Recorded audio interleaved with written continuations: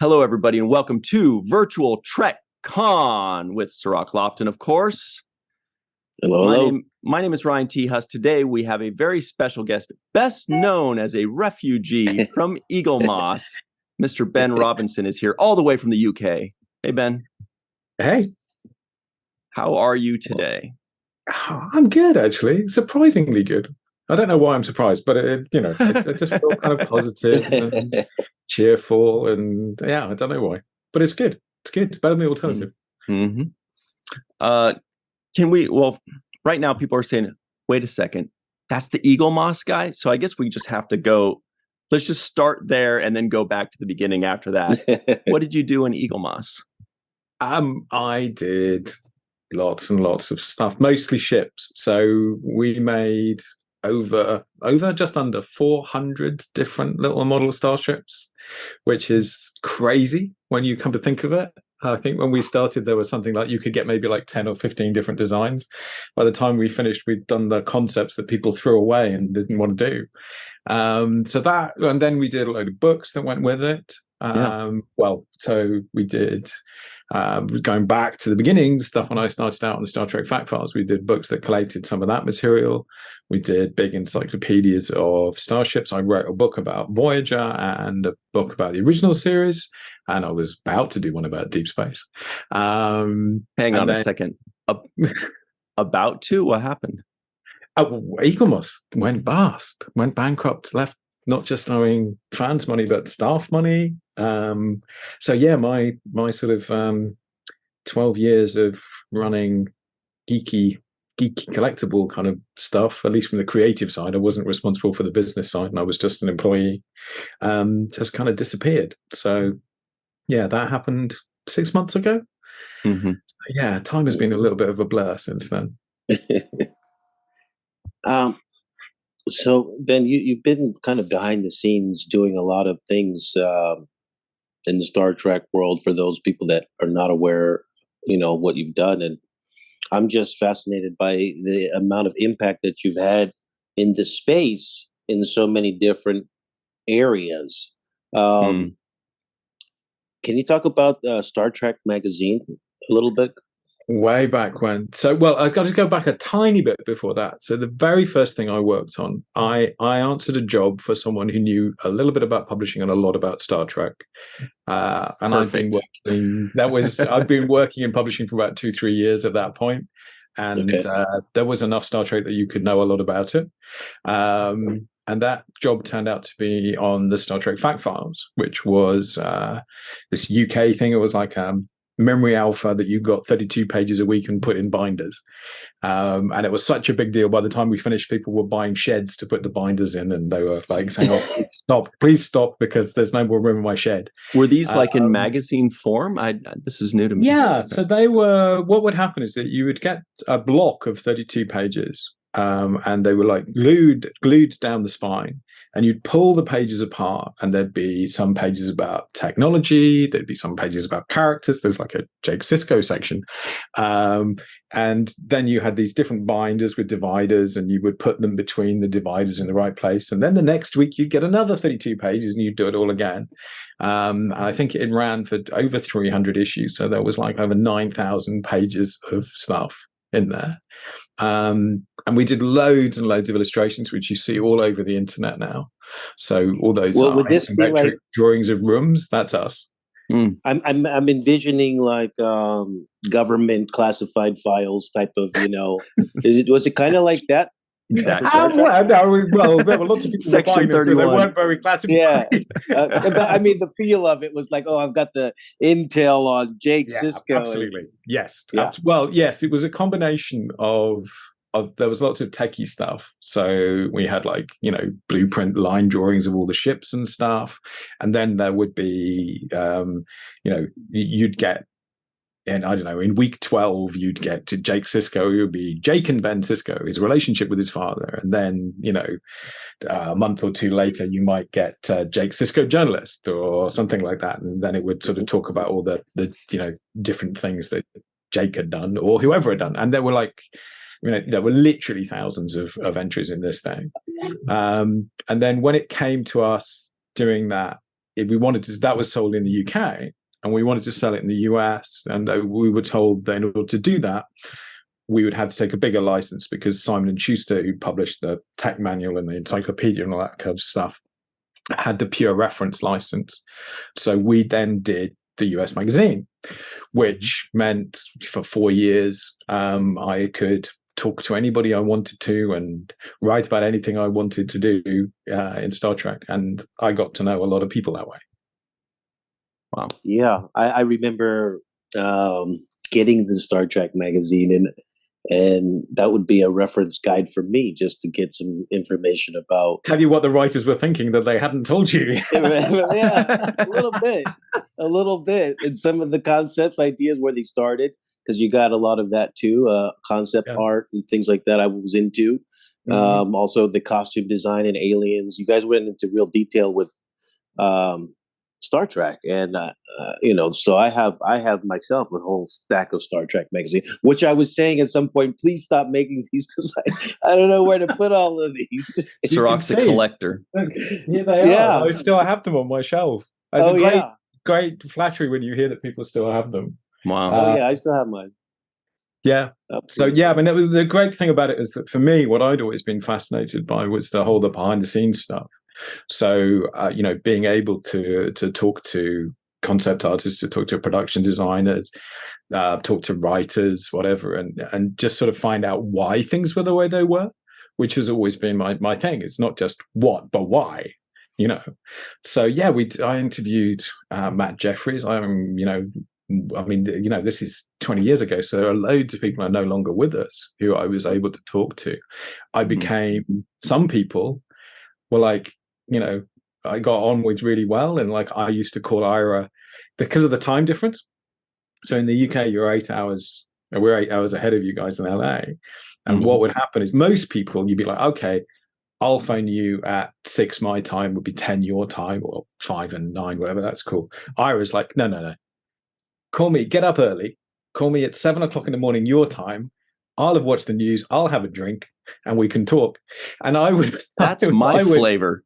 A lot of times when I'm working with people in the UK, I'll just say, you can just call me at like 8 or 9 in the morning your time. I'm still up and working. It's easy. It would be nice and quiet around the neighborhood. It's a good time. But I would be dragging myself out of bed 7 o'clock in the morning, and the first thing, 7 o'clock in the morning, first thing you're doing is talking to Ira, who can be quite demanding. He is not some kind of lazy pushover kind of like easy interview. And we would have like these, great conversations. We'd talk about stuff, because I think it was the first time he'd really stopped and talked about stuff like over the whole series. He's so busy trying to get the show done that actually stopping to think about it. And to talk about stuff. You did a lot of interviews during the course of this time. I read that amongst some of your interesting interviews was Leonard Nimoy. What was that like? That was freaky. That was the very first interview that I did. So you have this whole thing, like, important people, you don't get their phone number. This is when there was a phone number rather than a Zoom call. You don't get their phone number. They have to call you. So you give them the number and you sit there. And I was, I don't know what, 27, 28. And I'm sitting there waiting for this call. And, you pick up the phone and it says, "This is Leonard Nimoy." And you're like, yeah, I know. And actually I don't think there's anybody I could have had as a better first interview, because he was incredibly engaged and really friendly and funny. I remember asking him, he told the story about the Vulcan salute being the blessing from the priest that he shouldn't have watched when he was a kid. And I said, so are Vulcans all secretly Jewish? And he laughed, and I was, oh my God, I made Leonard Nimoy laugh. So that was phenomenal. And he also, Leonard also had this extraordinary memory. So other people, you're like, yeah. George Takei, I actually have a piece of tape with George saying, Ben, I don't actually remember being in Star Trek. And yeah, what was it Walter Koenig famously said? He said, I don't remember much, but I remember a lot of colorful shirts. That's All right. Well, Most of Leonard it. remembered. Leonard remembered what the weather was like, and I mean, he Wow. really, I genuinely believed him that he absolutely remembered, incredible detail. So, you learn as you go on and you do all these interviews that people don't always remember, or that, they'll start telling you something and you're thinking, I know that's not what happened. You're remembering this, But Leonard was a great start because he did really remember everything, and he was very kind. So that was a lovely start. Couldn't have been better. Ben, with every answer you give, like 8 or 9 other questions pop up in my head that I want to ask you, because you're like an encyclopedia. Do they have encyclopedias in the UK? I'm just kidding. It was in fact the Star Trek Fact Files was a pull apart and file encyclopedia. You were the first memory alpha. That's right. Yeah. But what really grabbed my attention was when you said that you always wondered about the why. For me personally, and I think for most Star Trek fans, we start off focusing on episodes and actors. And when we want to go to our first convention, it's because, whoa, Riker's going to be there. Captain Sisko's going to be there. Oda, what? But now, as we get to learn more and more and more, we start to go, oh, this writer is interesting. And this producer. And did you know about this DP? And then we start going even deeper, excuse me, and the people behind them. And that seems like the evolution of fandom in a lot of ways. But it sounds like you were there from the beginning.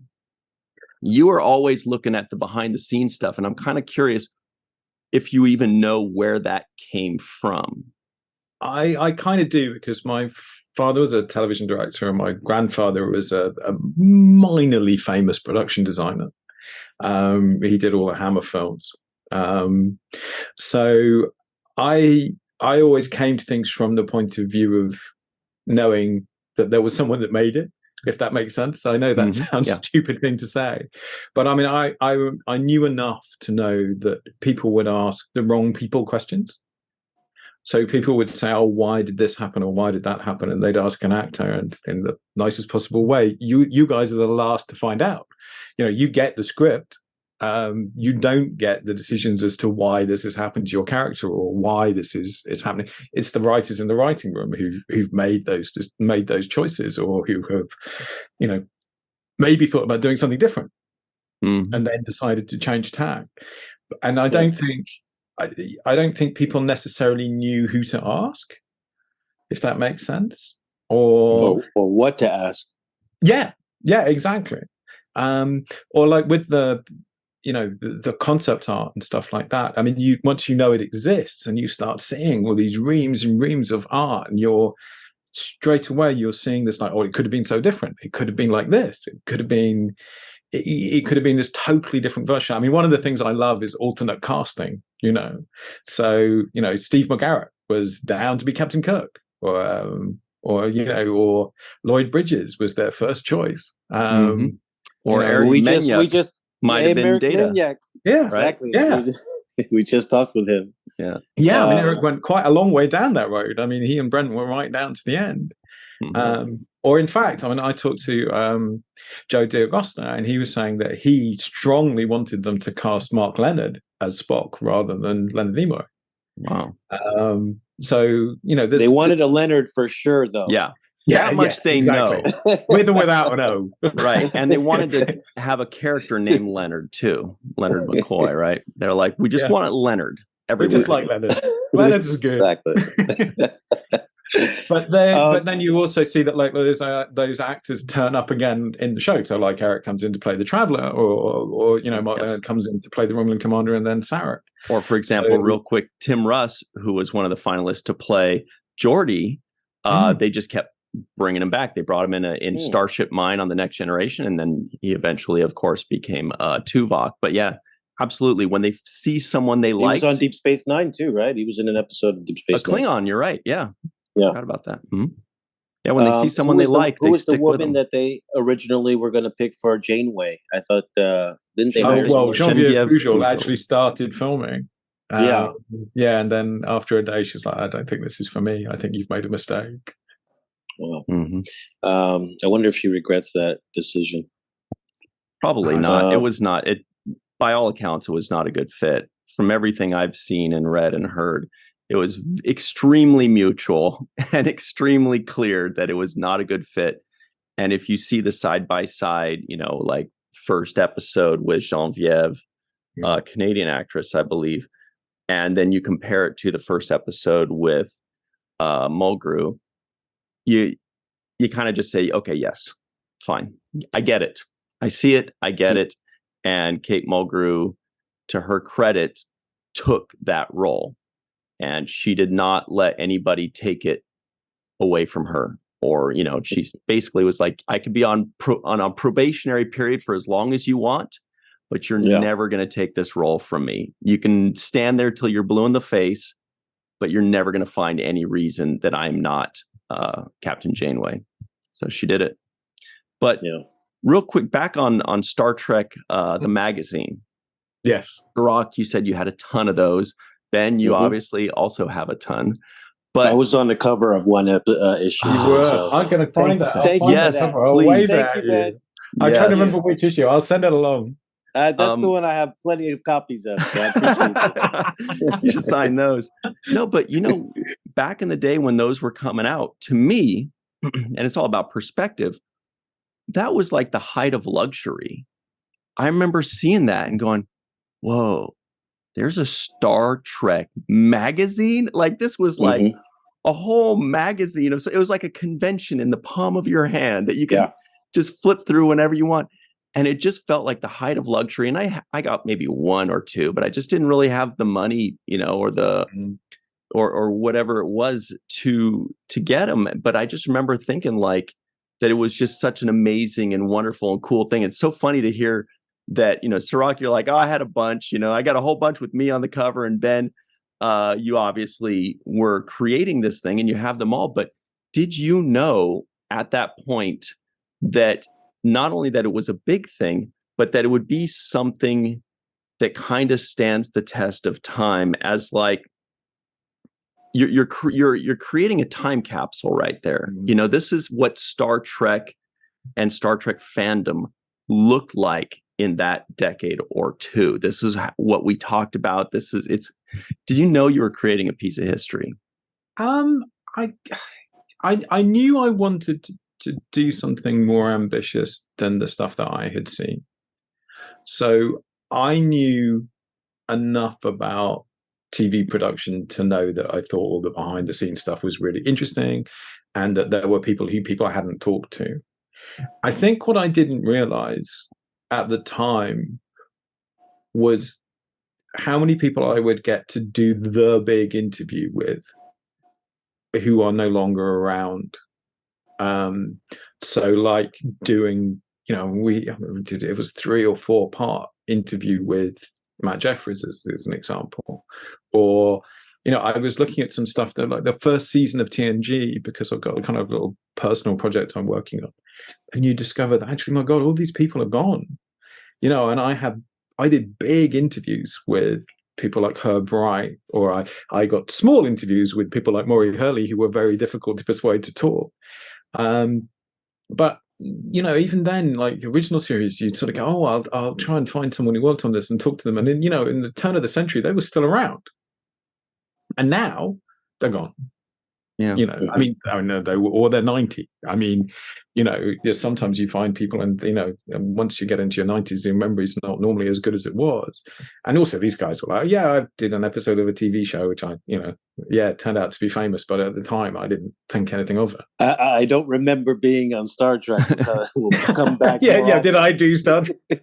I did actually have an interview. I had a very unfortunate interview with one writer who was beginning to suffer from a bit of Alzheimer's, and she literally, she was talking about stuff, and I was thinking, you didn't write this episode, I mean, you'd come across it a bit at the time, or you would come across people who had these kind of crystal clear memories, people like Leonard Nimoy, who would be like, I remember it was this or it was that.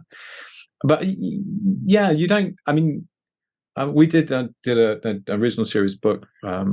I was going to say last year before last, and I was going through the old interviews, and there are funny. I've always loved funny stories. I just think that's what people want out of life, is a stupid anecdote. And there's a story I'd completely forgotten. And Matt Jeffries told me that when they did the episode with the Gorn, they had to get these fake rocks. So they hired these fake rocks from this guy who made lightweight rocks. And they go up there and they're filming, and they turn around and the dogs have eaten the rocks. And he's like, what's going on? Why have dogs eaten the rocks? And it turned out that the guy had filled these rocks with dog food in order just to make up the weight. And these kind of wild inexpensive and biodegradable that the Gorn throws at Kirk. And then he said, and the guy wanted the money back for them, and he was like, going, no way, you didn't tell us you filled it with dog food. So yeah, that doesn't really answer your question. Did I realize it was going to be important? Did I realize it was going to be funny and there was stuff no one had heard before? But Ben, when you were talking about people recalling their memory, with the exception of those who are under medical, reasons like Alzheimer's, but those people that recall everything, like the details, like Leonard Nimoy, like I know Avery Brooks can do. To me, it says something about how deliberate they are in the work that they do and how aware they are while they're doing the work. Some people just, they just show up and, I don't remember what happened, but the ones that really remember the details are the ones to me that are putting so much effort and so much consciousness into the work that they do. Would you agree? I think it is true of the ones who do remember that they did that. I don't think it's fair to say that the ones who don't remember didn't necessarily do that. Sometimes there's just so much for them to remember that they can't, I was talking to Brandon the other day and he's like, oh, help me out. Remind me what happened in that episode. It's like, and they got so much over that at the time. But there have been so many others that it does. And I also think that about actors that, one of the things for a lot of actors is that, I learned how late you guys would get your pages quite often, and that you've got to clear that one out of your mind so you can learn the next set of lines. But yes, you're absolutely right. The people who have those crystal clear memories, it's almost always because they really thought about it, and they didn't just, they really engaged, and it made sense to them, I think, in a way, rather than it was just something that happened.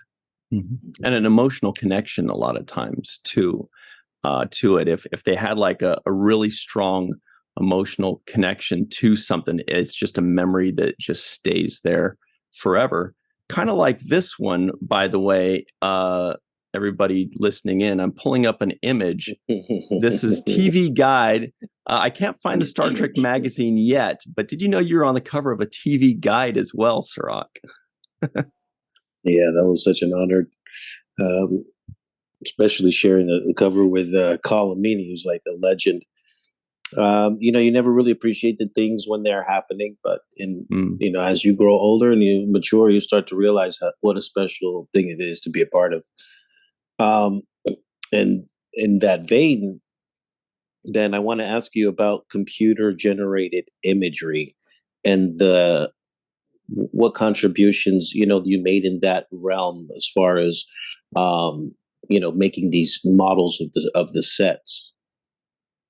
Well, so yeah, there's a couple of different kinds of things. So in terms of the show itself and the computer generated stuff, Star Trek had this extraordinary thing of, it's 18 years from the beginning of Next Generation to the end of Enterprise.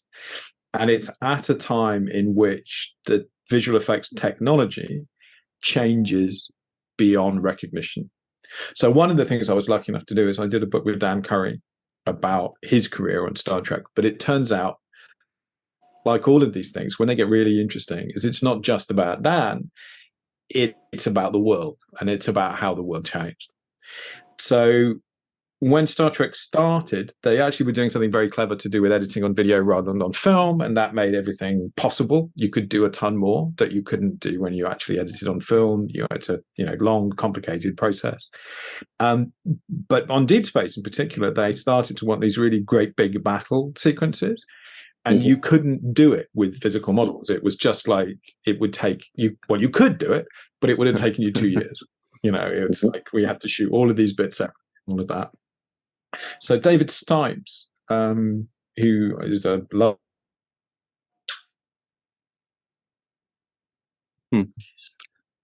Oh, you froze up for lovely no. one of the VFX Ben, sorry, you froze he up for was a really second pushing there, Ben. Can you do those last couple You sentences said Ben. again? Yeah, you mentioned Ben Stykes right there.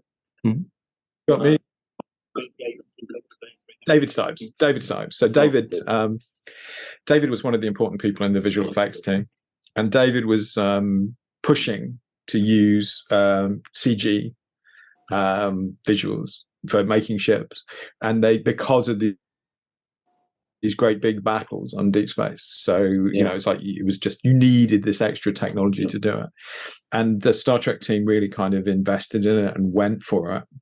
And up until that point, I think CG effects had looked a little bit flat and plain. They looked like a video game rather than you know, like a decent effect. Yeah. But those guys were all old artisans. You know, they understood lighting and all of that kind of stuff, and they brought those skills to the CG and made it much more sophisticated than it was. And then we were lucky enough because, of course, we then discovered we're like, oh, hang on a minute, they can make pictures for us really easily. You know, with somebody who had like a physical model, you had to, you know, we were trying to do these you know, blueprint type style drawings, and with a physical model someone had to study all the different angles and work it out, and you know, lots of really complicated maths and stuff that's way beyond me. With the CG, we could just say, well, just render it out for us in a way and we'll trace over it. And after a while we thought, why are we tracing over this when we just have the perfect picture of the actual thing in the first place? So we started publishing that, and then, you know, that actually, those same assets go on to become the basis for the model ships that we did at Eaglemoss, so that you can literally take the 3D file from the visual effects guys and turn that into a model. I mean, it's a little more complicated, but you know, but it means you get things really, really accurate, you know, because you have the perfect reference.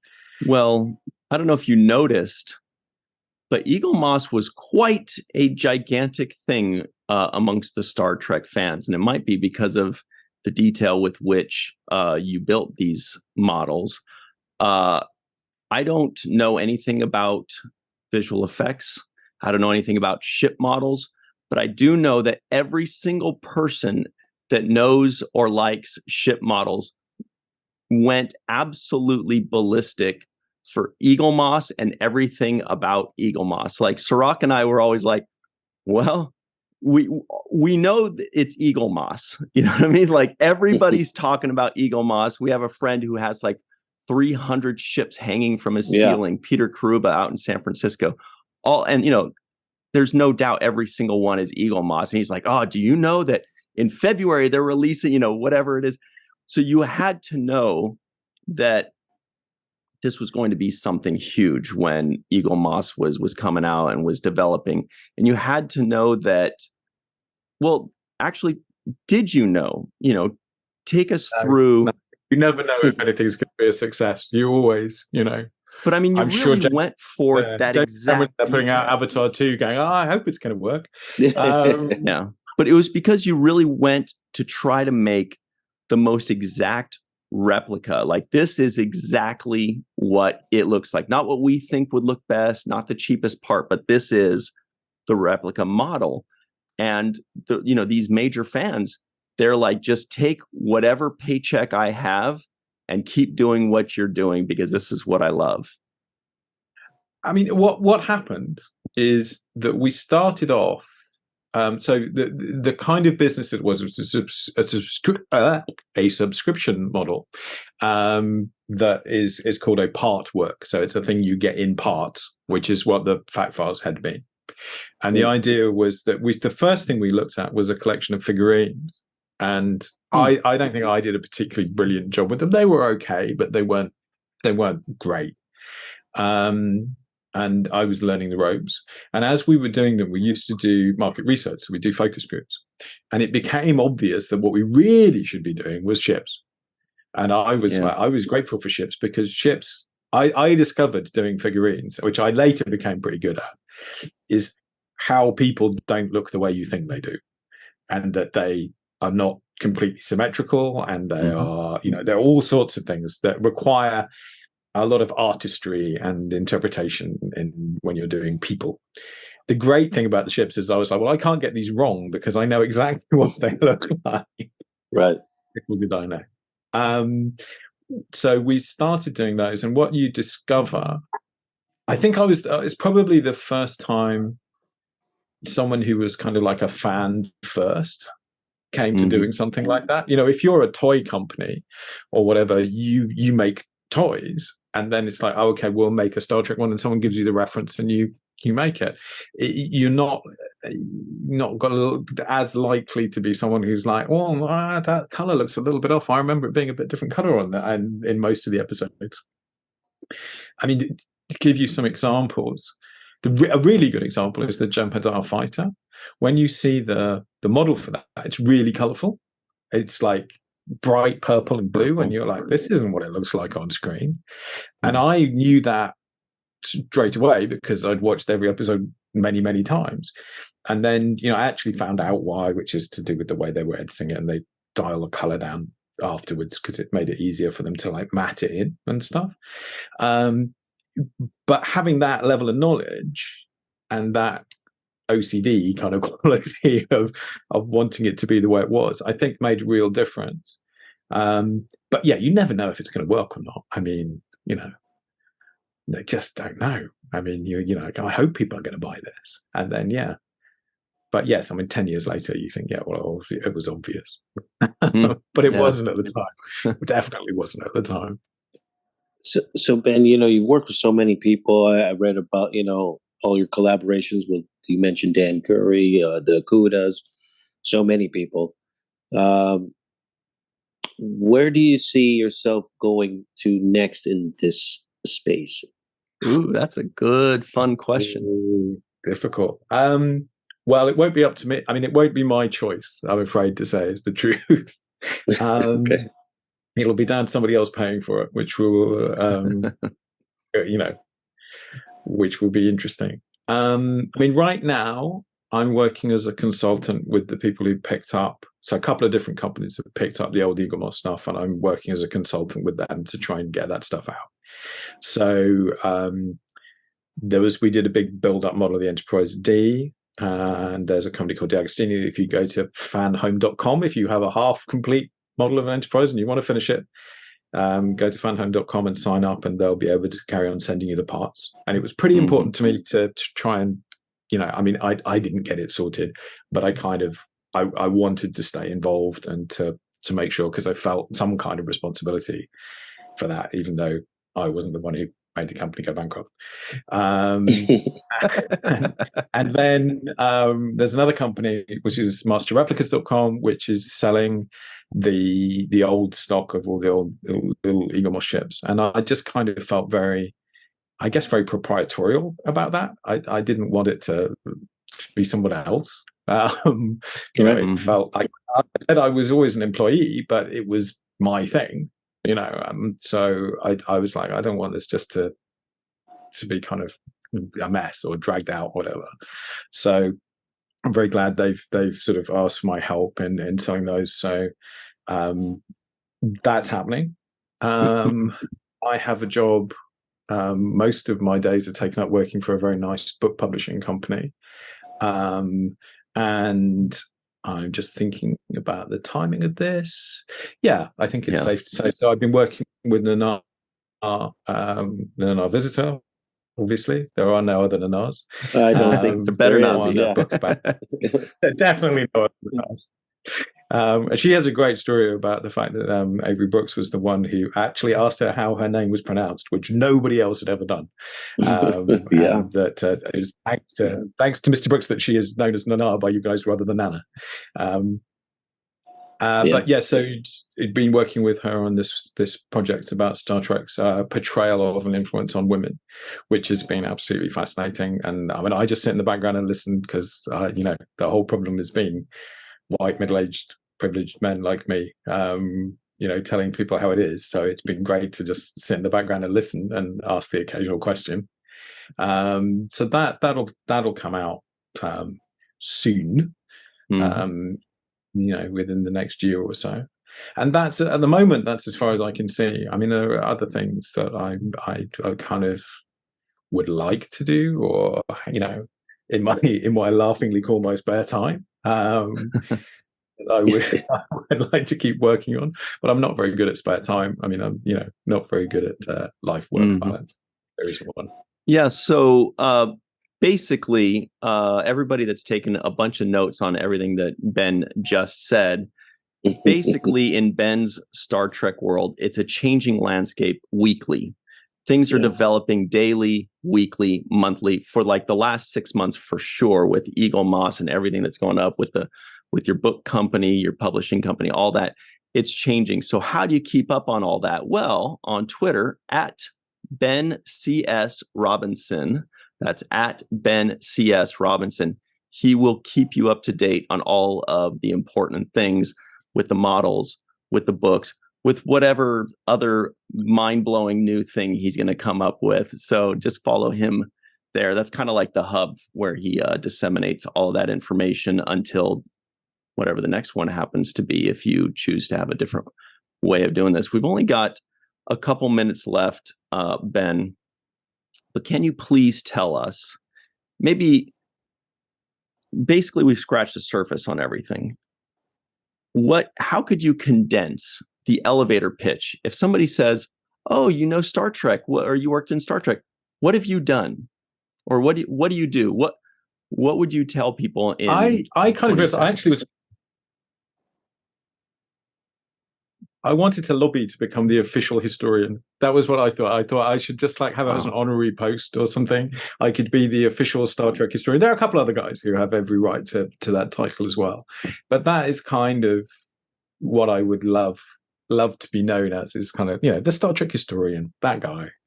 The guy with the files, the guy who saw that or read that or went to that's the stuff I really enjoy.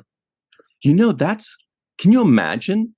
You know how like in Britain they have Sir, or they have like these titles. What if Star Trek bestows historian, for example, as a title in front of a few select people's names? Like they dub you with a batleth or something, they say, "You are now historian Ben Robinson." And that's it. You have like a comm badge of your choice tattooed on your chest, and Vulcan ears, surgically implanted, and you are now a Star Trek history. But I really think that they should do that for a very select few people like yourself. I think that would be really cool. The problem with it is that people would then expect me to know things, and there's always the thing they ask you about. You're going, "Oh yeah, either I did once know that and can't remember, or I have no idea." I think that if it hasn't happened already, eventually there will be classes that are taught at university level on Star Trek, and relaying concepts that are discussed and how they are, culturally relevant. Absolutely. I remember one interview I did with Roxanne Dawson, and she was saying that her daughter had just come back from a medical ethics class at university, in which they had referenced one of Roxanne's episodes of Voyager. Beautiful. In the one when she was thinking about altering the DNA of her unborn child. So yeah, it definitely happens. And I think you realize, one of the things I'm working on the project with Nanar is, you realize that these people have, how many people have been really influenced by Star Trek, and how, there are people, there's like Samantha Cristoforetti, who is, I'm not sure if she's there right now, but, commander of the International Space Station, who goes She was up there recently. Well, we talked to her while she was there, and we were down here. And she's saying, I was massively inspired by Star Trek. And we talked to loads of people, like astronauts, who are like, I became an astronaut because of Star Trek, which is a pretty big deal. Yeah. Wow. And Roxanne's daughter, by the way, is a full-blown scientist now, and she's very, very proud of that. Mommy got to play something on TV that inspired so many young women to go into that field, including her own daughter. So, Star Trek really does a lot of things like that. And our good friend, Dr. Muhammad Noor, who's a professor at Duke University, he teaches obviously a lot of classes on biology and science, and he infuses Star Trek into a lot of them as well. So it's coming. We're getting closer and closer. Yeah. I think that would be amazing if universities just had not just Star Trek infused into a lesson, but just a lesson on Star Trek completely for the whole 4 or 6 months. That'd be beautiful. Yeah. I'm Anyway, sure there are some courses out there. We'll find it. Just like I thought I was going to find the cover of the Star Trek magazine with Jake Sisko, and the best I could find was TV Guide. But Ben's going to find it. No, you keep talking. Yeah, he's like, don't leave it to the amateur. Leave it to the pro to pull it out. No, Yeah, it was 20 years ago, so I can't remember which one it is. But again, everybody at home, that's Ben C.S. Robinson. He tweets fairly often. He gives you information on, all the on all the old Eaglemoss things and what's happening there. There she is, Colonel with the Colonel hairdo. I will send a picture. Okay, great. Xerox got them anyway. I'll find the fact files cover for you. I can do that. Yeah. I'll find your fact files entries and send them to you. Oh, I love it. Please sign it too. I like my stuff autographed like everybody else. All right, everybody. Well, Ben, thank you so much. This has been Thank you, Ben. Such a delight. We truly loved having you and can't wait to have you again in some capacity to update us on all the new stuff that you are working on, and it feels like it's just splintering out into a million different directions, and they're all going to grow. All these different bits, yeah. Love it. Let's see which bits open. And thank you very much, everybody at home, for joining in the fun. We will see you next time on Virtual Trek Con 4.